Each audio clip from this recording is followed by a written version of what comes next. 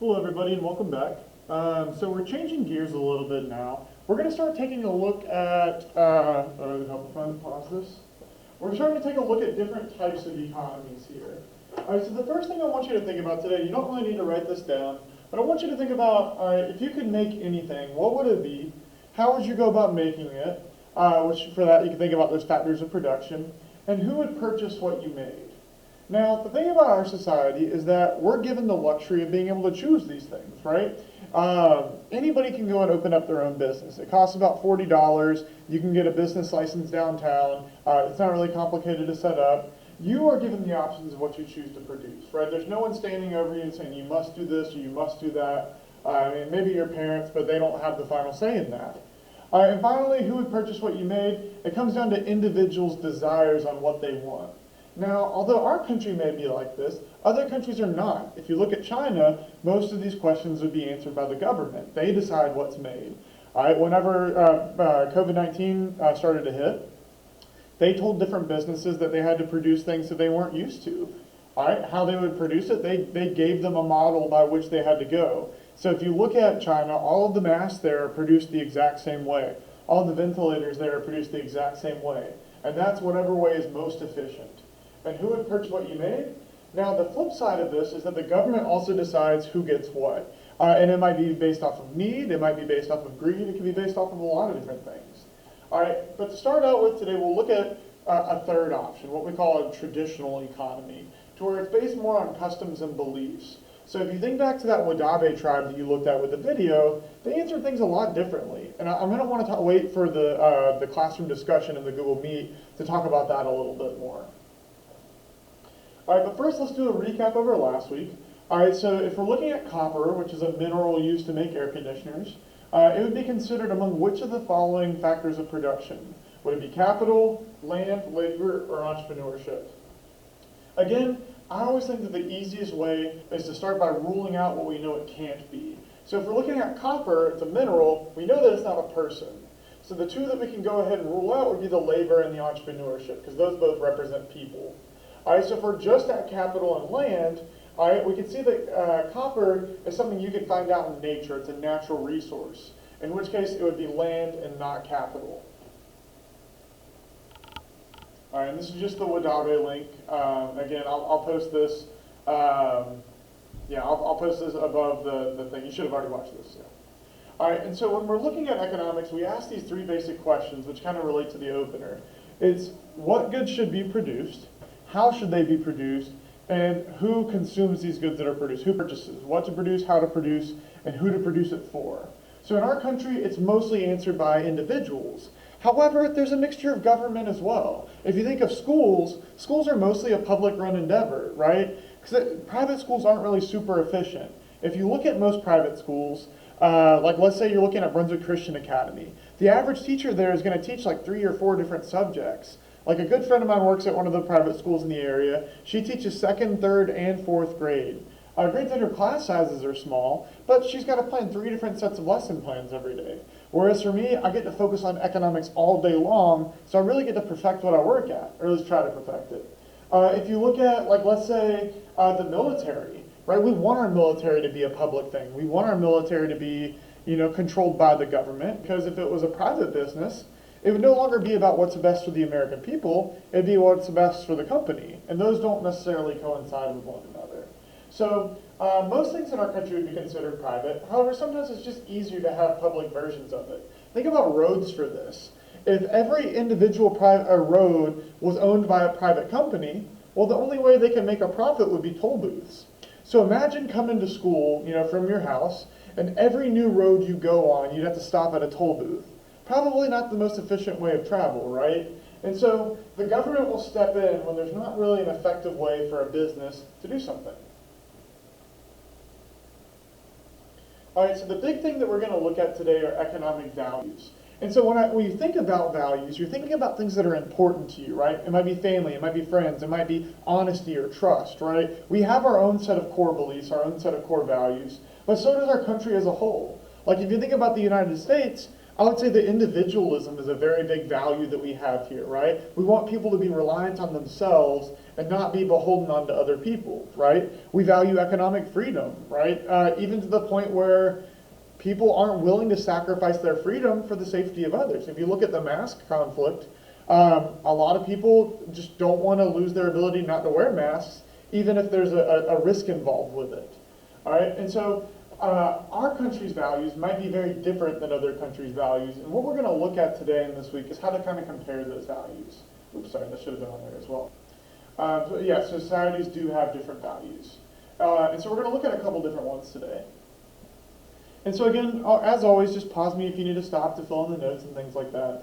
But one of the biggest values we have is economic efficiency.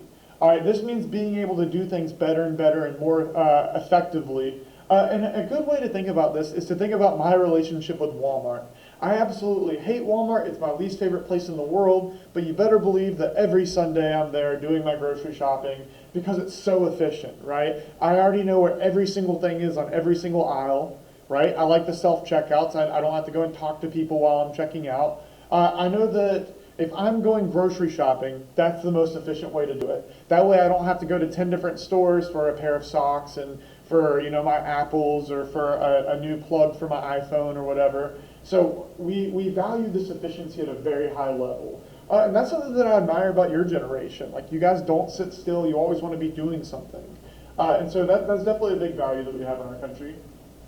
All right, and like we mentioned a second ago, we really value this economic freedom. And a good example you could see with this is with the introduction of GECA into Glenn County about 10 years ago.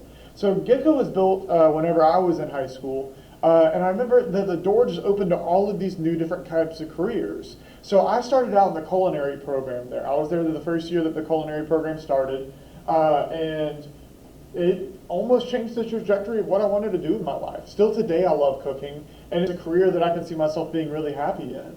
All right, but we want to give you guys as many options as possible. So some of you do dual enrollment, some of you do GECA, some of you do Georgia Virtual, some of you do AP classes, some of you do CTAE classes here at school. And so we're just trying to give you as many options as possible on that.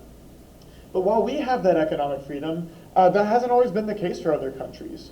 So one country we'll look a lot at in this class is Cuba, right? And so they have what's called a command economy, an economy kind of run by the government.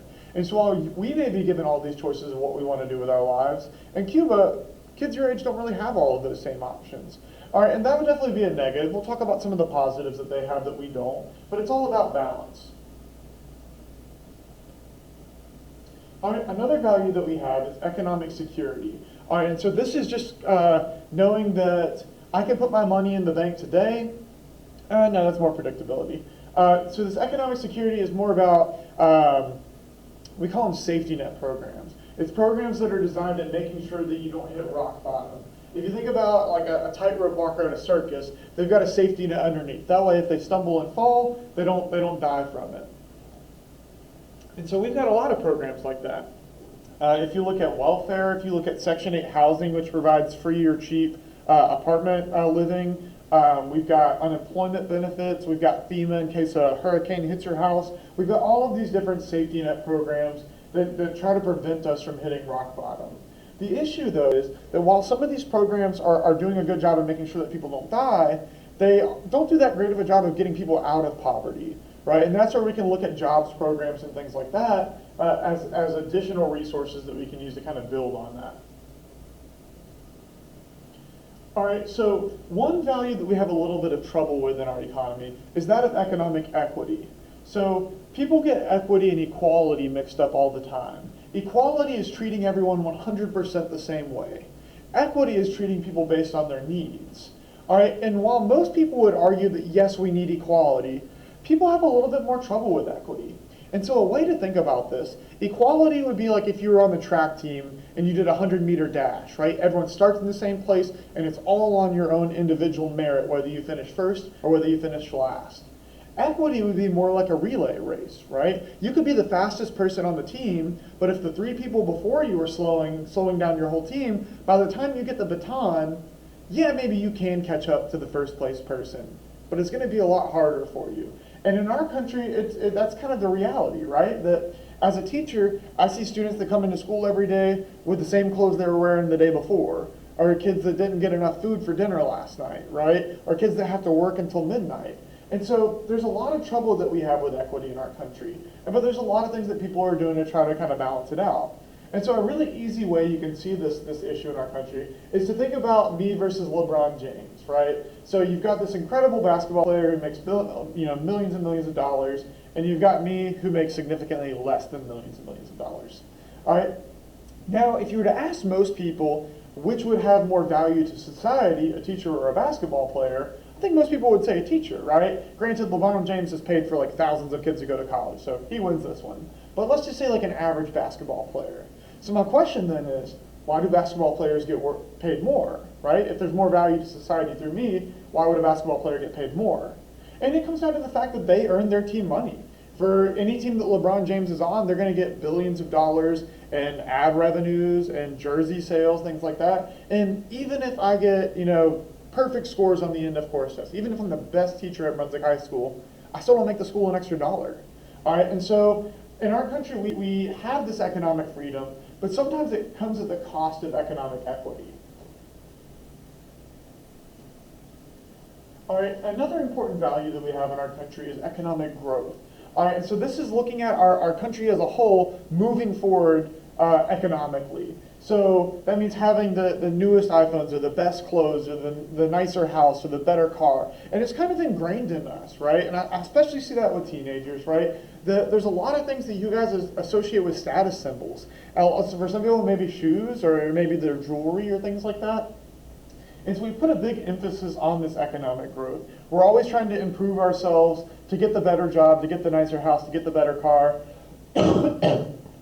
And sometimes we use this economic growth and it sacrifices other things, right? An easy way to think about that is think about how many times you've driven past somebody who's gotten a flat tire on the side of the road, right? And we justify it to ourselves that, if we stop, that person's going to kill us. But, how often does that happen? We don't really know. I've never looked it up myself. But even for me, I feel pretty safe. I think that I could stop on the side of the road and no one's going to hurt me too badly. I'm a pretty big guy. But in the back of my mind, well, I've got to get out of school, otherwise I'll be late. Or I've got to get home and, start cooking dinner. I've got these things that are important to me, so why should I sacrifice those for somebody else? And, that's not really the right mentality to have always. Now, granted, each situation is different, of course, and I'm not saying to stop on the side of the road for everybody, but some of these values are definitely more important to us than others. And what I want you to do is kind of rank these out now. So, one second, sorry.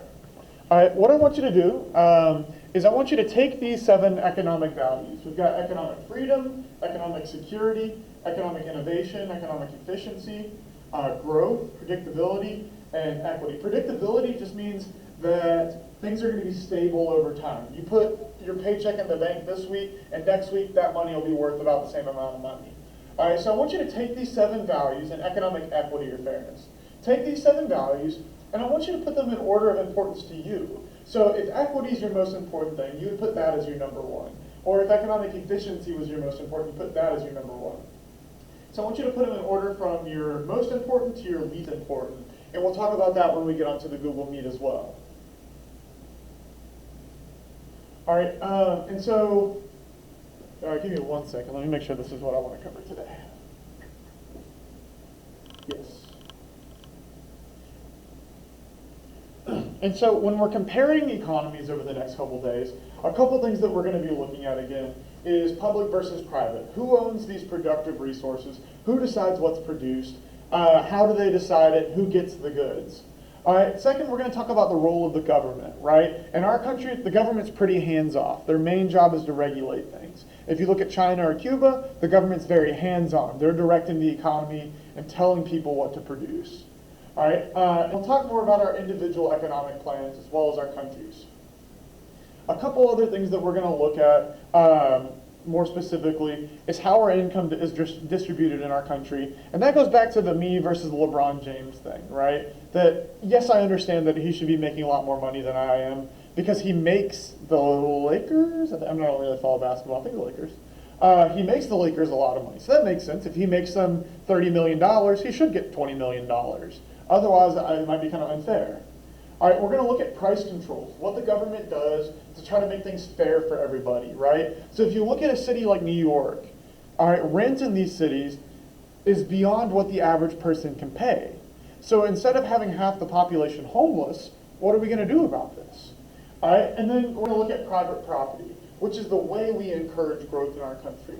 All right, we're going to look at why your car may be clean at the end of the day, but the school bus might be, a mess or a wreck by the end of it. While your kitchen's probably pretty clean, but the cafeteria is usually pretty messy at the end of the day. So we'll compare private and public ownership, but again, we'll get to that a little bit more tomorrow.